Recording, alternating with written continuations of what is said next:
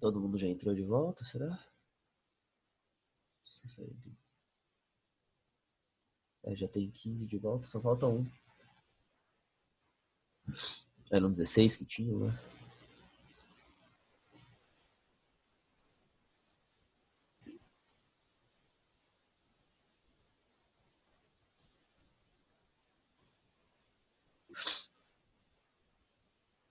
Bom, esse é o finalzinho da aula e também já tá dando o tempo daqui a pouco. Eu vou fazer essa parte para finalizar e de qualquer forma vai ter gravado e já tem essa parte gravada, né? Bom, agora chegou também. Então tá gravando já aqui, tá. Vocês estão vendo a minha tela? Só pra ter certeza que tá certo agora.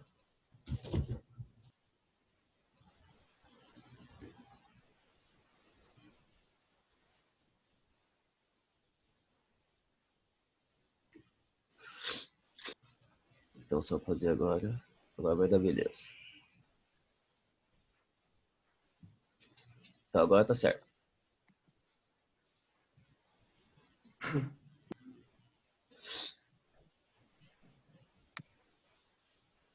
Então, falando agora sobre as complicações, finalizando aqui a parte da dilatação gástrica. As principais complicações que a gente tem são a recidiva, ela acontecer de novo, e como a gente já disse, a torção gástrica é dependente da técnica utilizada. A ideia é que faça uma gastropexia da maneira correta ali para que não tenha esse tipo de recidiva da torção, mas a dilatação ela sempre pode acontecer de novo. Deiscência de qualquer uma das suturas, tanto da gastropexia quanto de uma gastrotomia ou de uma gastrectomia. Muitas vezes essa deiscência de sutura pode vir diante de uma necrose gástrica, é uma região que visualmente, pela cirurgia, você achou que ainda estava saudável e na verdade não estava e depois veio a necrosar, ou também uma própria necrose de alguma região de uma maneira mais tardia. A consequente peritonite por conta disso, por conta da necrose gástrica, que leva o paciente à morte.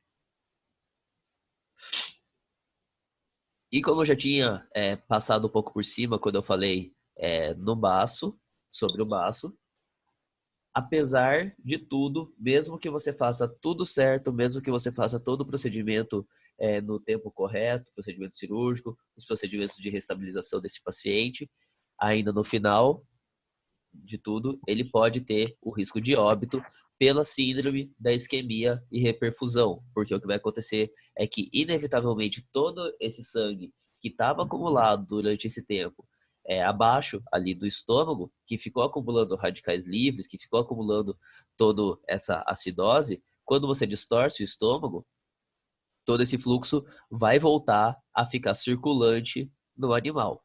E daí dá a síndrome de reperfusão, esse excesso de radicais livres caindo na corrente sanguínea, fazer toda uma descompensação desse paciente e ele vir a óbito por conta disso. Por isso, a grande importância do nosso antioxidante ali, desde o início, assim que esse paciente chega, para evitar essa síndrome de isquemia e reperfusão depois, no final de tudo.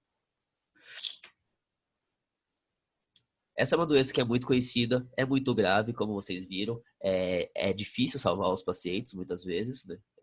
Quase metade, mesmo você fazendo aquela taxa de 30% a 45% de óbito, considerando que você faça tudo certo. Não são os pacientes ficarem à deriva ali, eles simplesmente estarem por ali e uns se recuperam, uns não. Isso aí é muito raro acontecer um se recuperar sozinho. Normalmente, se ninguém faz nada, o paciente morre, né?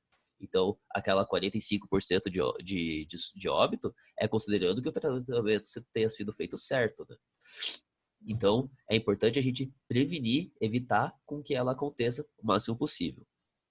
Uma das maneiras é a alimentação em pequenas quantidades e várias vezes ao dia, sempre deixar esses pacientes orientar até os proprietários, quando o proprietário adota ou compra algum cachorro que seja de porte grande ali, já avisar o proprietário desses riscos e sempre fazer a divisão grande, várias divisões aí, né, da alimentação desse paciente para ele comer menos vezes, menos quantidade por vez. Evitar o excesso de ingestão de água junto com o alimento, deixar um tempo depois, normalmente dar comida e depois dar um tempo para depois fornecer água para esse paciente. E limitar a atividade física após a alimentação, normalmente esperar aí uns 40 minutos pelo menos, por exemplo, para levar o paciente no parque, para deixar ele correr por aí, né? Para não dar essa aceleração na fermentação do conteúdo, que é uma das coisas que é tão desconfiada de ajudar a piorar a situação. E uma coisa também, para pacientes muito ansiosos, pacientes que querem comer muito rápido, existe o advento desse pote, que é um pote realmente meio que antidilatação gástrica, que foi criado. Justamente porque tem esses pinos, você vai soltar toda a ração aqui no meio, né? E daí o paciente vai tentar comer, ele não vai conseguir abocanhar tudo de uma vez, ele vai conseguir comer vorazmente, como ele come num pote normal, ele não vai conseguir enfiar a boca e pegar tudo de ração, né? Ele vai ter que ficar caçando a ração ao redor disso. Com isso, o paciente vai comer mais devagar, então ele vai conseguir ter um controle maior aí e por isso menor risco de ter a dilatação gástrica.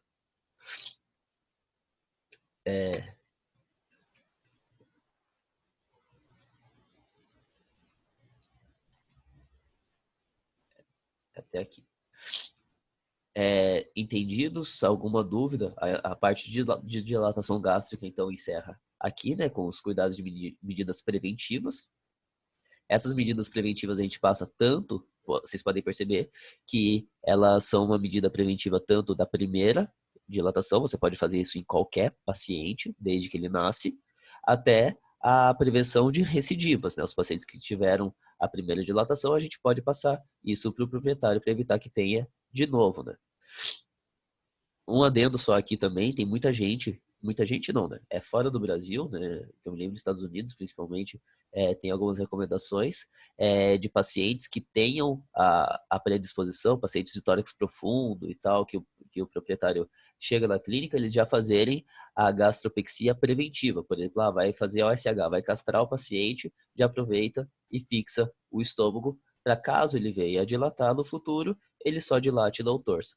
Mas aqui isso não é a nossa realidade. Mas acho importante que talvez vocês saibam que essa possibilidade também existe, né?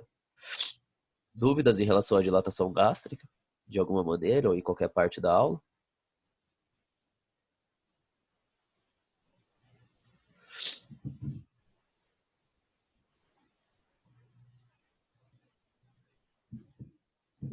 Se ninguém quiser perguntar nada, se ninguém tiver dúvidas, então a aula se encerra por aqui. Também, de qualquer maneira, eu vou abrir o fórum ali para poder fazer a retirada de dúvidas mais tardias, né? Para quem quiser postar as dúvidas lá. E é importantíssimo que eu disse que vocês entendam bem essa aula, porque acho que agora dá para entender um pouco mais fácil porque que eu acho ela uma das aulas mais importantes que a gente tenha no nosso conteúdo, né? Do nosso conteúdo, né? Tamanha a gravidade que ela tem. Então, obrigado eu por vocês terem comparecido na aula e até as próximas. Assim que possível, eu já vou disponibilizar a gravação desse e do resto e da aula propriamente gravada para vocês. Até semana que vem. Até semana que vem não, até amanhã. Amanhã eu tenho aula com vocês às 9h30 também, né? Então até amanhã.